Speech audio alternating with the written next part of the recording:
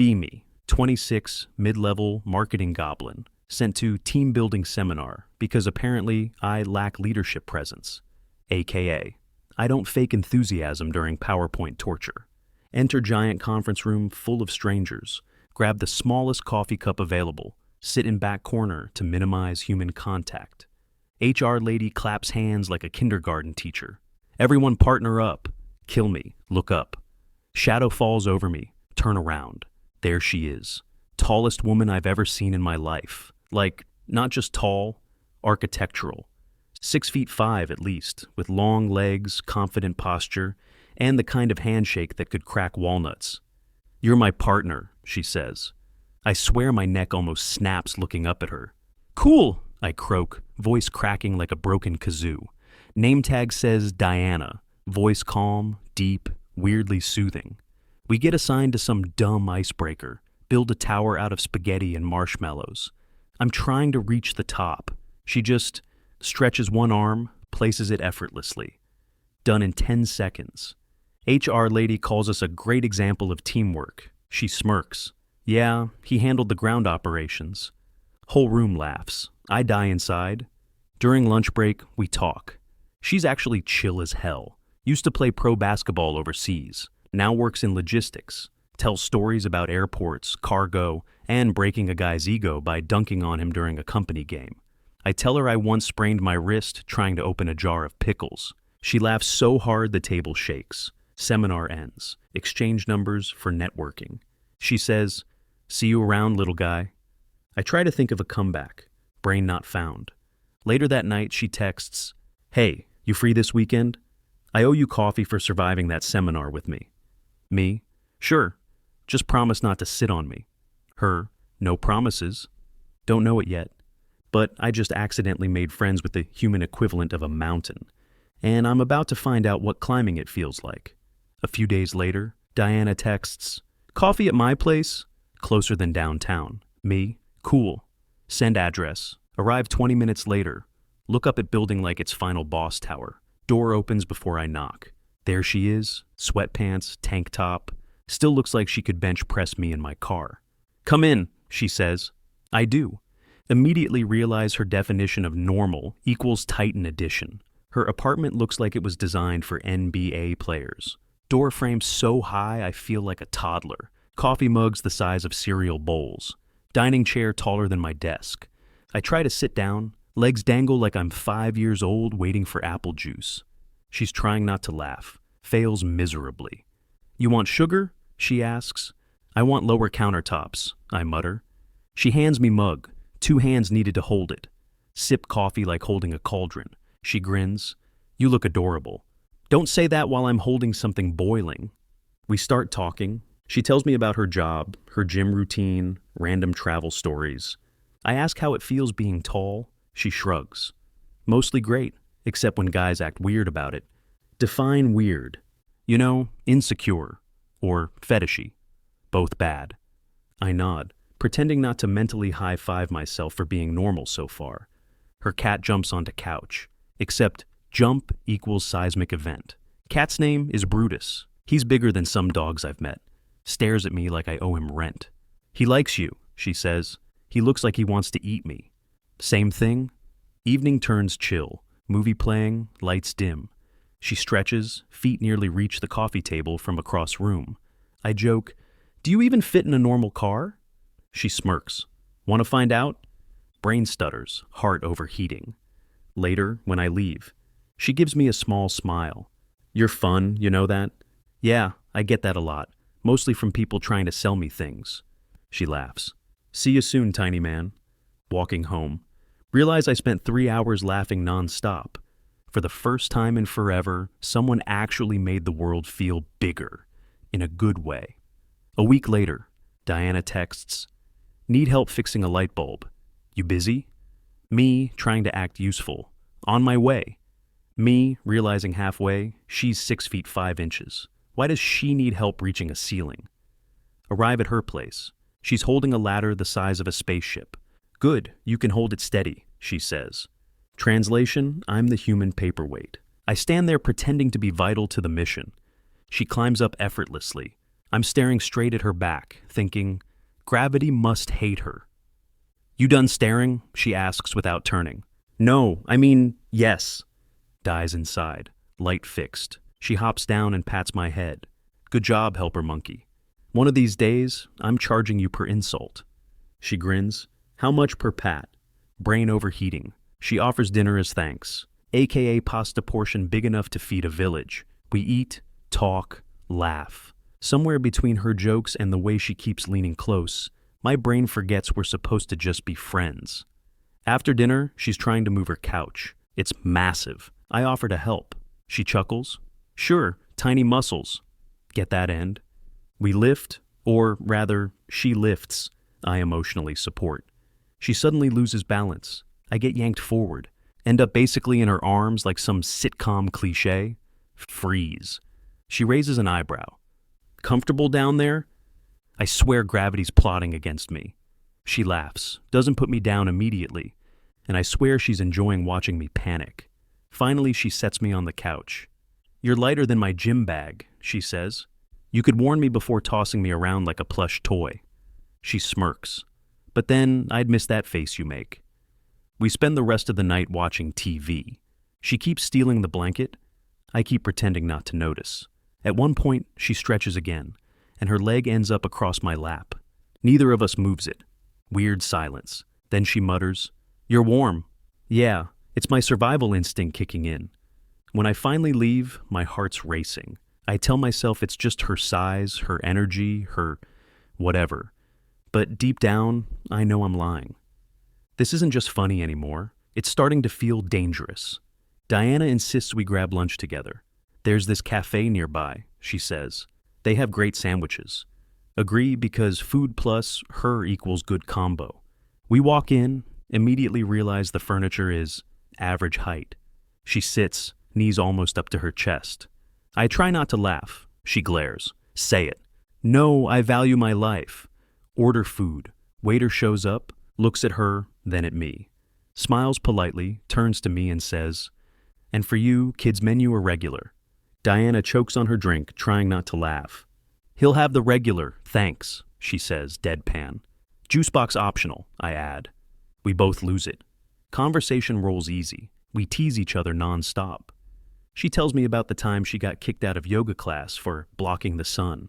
I tell her my tragic tale of being asked for ID at a PG-13 movie last year. She nearly snorts coffee out her nose. Then some guy hits on her. Hey, you model or something? She looks bored. I mutter, She's taken. She raises an eyebrow. Am I? For the next 30 minutes at least. Guy awkwardly leaves. She grins. Nice save, short stack. After lunch, we walk out. She bumps my shoulder, accidentally sends me sideways. You really gotta install airbags, I say. She smirks. You could use the exercise. You could use smaller legs. Blasphemy. She drops me off near my car. This was fun, she says. Even if you did order soup like an old man. This was fun, I mimic. Even if you nearly blocked the sun again. She leans down, close enough that I can smell her perfume. Careful, little guy. Keep teasing me like that, and I might actually like you. Brain stops responding. She walks off. Me, frozen in place, realizing I might be in real trouble this time. Week after cafe incident. Still thinking about the might actually like you comment. Brain replays it daily, like Spotify, on loop. Decide to swing by her favorite coffee spot. Maybe accidentally run into her. Walk in, there she is, with some massive dude, taller than her, barely. Laughing, leaning close. My stomach. We hate this. My brain. We're chill. Also my brain, screaming internally. They hug goodbye. I duck behind a plant like a war criminal. She spots me anyway. Alex? What are you doing? Botanical research. Right. Want coffee? Yeah, with a shot of betrayal. She frowns. What's that supposed to mean? You and tall guy mountain over there seemed close. Pause. Then she bursts out laughing. Like full snort level laughter. That's my brother, genius. Brain crashed. Please reboot. Oh. Yeah. Oh. Didn't peg you as the jealous type. I'm not. I was just curious. Sure, Curious George. She slides my coffee over, leans closer. If it makes you feel better, you're still my favorite tiny human. That's a weird compliment. Take what you can get. We talk, tension melts away. She admits she liked that I got protective. Kinda cute, she says. I mutter something about my masculinity being in crisis. She smirks. You'll live. Later she texts, next time you can just ask instead of spying from behind foliage. Me, no promises. Her, I'm buying you a leash. Me, make it adjustable for pride size. Her, so child size then? Ouch. Still, can't stop smiling. Because maybe she didn't mind that I cared. Diana invites me to dinner at her place. I'll cook, she says. I laugh nervously because last time I tried, the fire alarm joined the meal. Decide to bring dessert. Brownies, store-bought, but I put them in a baking tray so it looks homemade. Genius. Walk into her apartment. She's wearing an apron that says, "Kiss the cook." I choke on my own breath. She smirks. Don't worry, it's just an apron, not an invitation. Ouch. She's cooking. Smells amazing. I offer to help. She gives me knife duty. You cut, I saute. 15 minutes later, I've managed to slice the vegetables and my self-esteem. She laughs, takes over. You're hopeless. I'm more of an emotional support sous chef. While she's stirring the sauce, I try to turn on the toaster for bread. Wrong dial. Whoosh. Flames shoot up. Me. Fire! Diana. What did you do? Me. Experimental bread tech. She smacks the toaster off. We both stand there and smoke in silence. Then she starts laughing. Like, actually crying, laughing.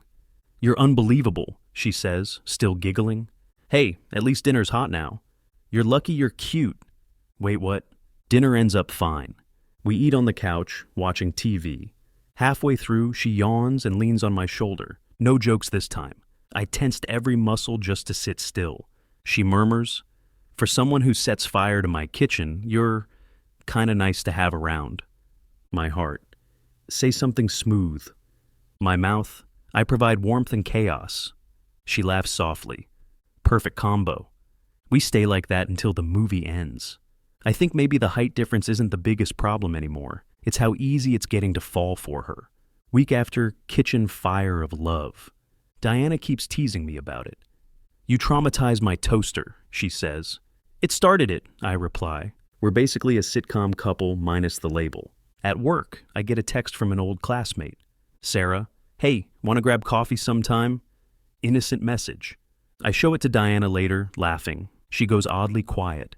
You should go, she says flatly. You're not my mom. Good, because if I were, I'd ground you for bad taste.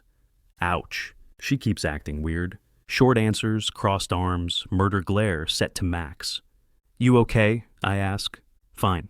Translation. Absolutely not fine. Finally, I corner her after dinner. You've been off all evening. What's going on? Nothing. Diana, she groans. Okay, maybe I don't like other women texting you, all right? Pause. You mean, like, jealous? She glares. Don't make me say it. You're jealous.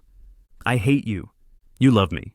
She mutters something about stupid short idiots with smug faces. Then she sighs. Fine. Maybe I am jealous. Happy now? Me, grinning like an idiot. Ecstatic. She throws a pillow at me. Misses. I catch it and lean closer. So what does this mean? She looks away, cheeks red.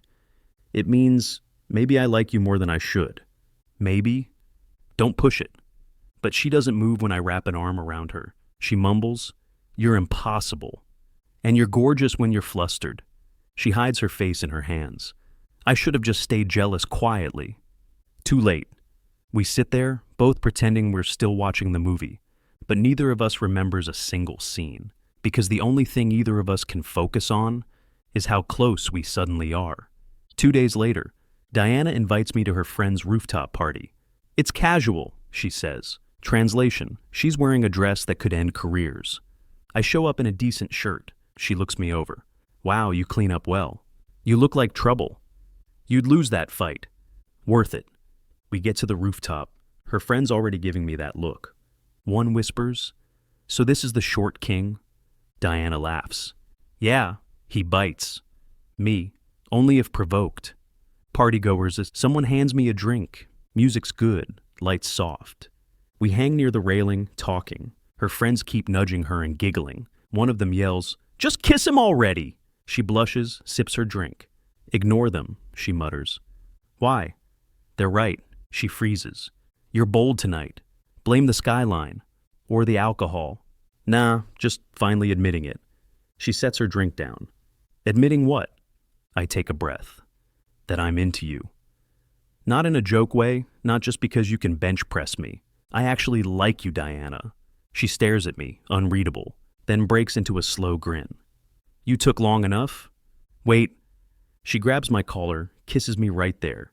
Crowd cheers like it's a sports win. Someone yells, "Finally!" We both laugh against each other.